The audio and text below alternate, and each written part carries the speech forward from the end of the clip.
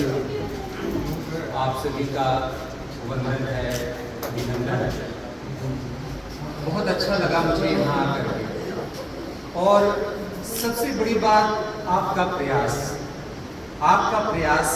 सराहनीय। प्रयागराज में था, यही प्रदर्शनी राज्य ललित कला अकादमी की चल रही है। वहाँ पर विशिष्ट अतिथि के रूप में मैं वहाँ बुलाया गया, पर उसके बाद जैसे ही मैं दिल्ली प्लान करने वाला था, सागर जी का फोन आया, हमारे यहाँ पर। और वास्तव में मेरा आना यहाँ सफल रहा, सार्थक रहा। आज कला को लोग परिभाषित करने का एक तरह से प्रयत्न भर कर रहे हैं। वास्तव में कलाकृति वह है जो स्वयं हमसे साक्षात्कार करे, जो स्वयं हमसे संप्रेषण करे, मतलब हमसे बातचीत करे।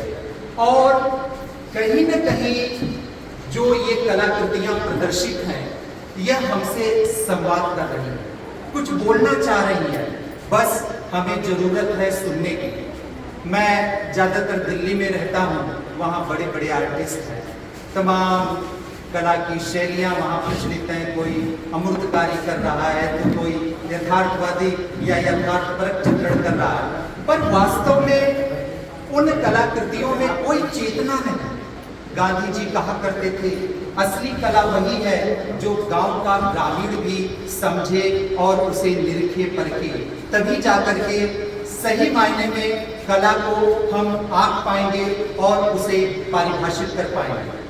अगर हम अयोध्या की बात करें, अयोध्या प्राचीन काल से ही धर्म, कला, संस्कृति का केंद्र रहा है।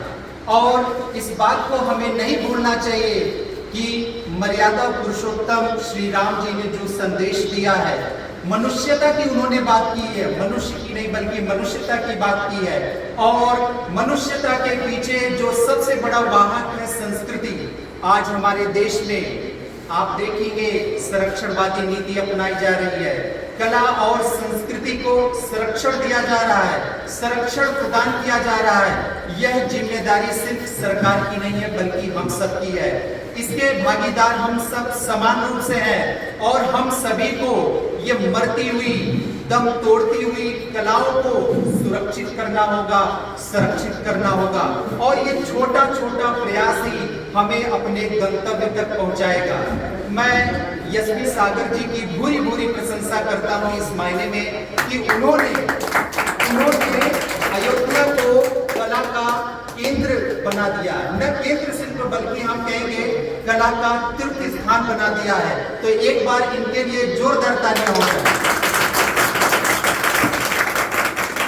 मैं इसी मंच से दिल्ली में बैठे या तमाम जो कला समीक्षक हैं उनको भी संदेश देना चाहूंगा कि एक बार वह नगरों का भ्रमण करे, कस्बों का भ्रमण करे और छोटे छोटे कलाकारों की कला को समझे और उन्हें प्रोत्साहित करे, तभी सही मायने में वह अपने कार्य के साथ न्याय कर पाएंगे।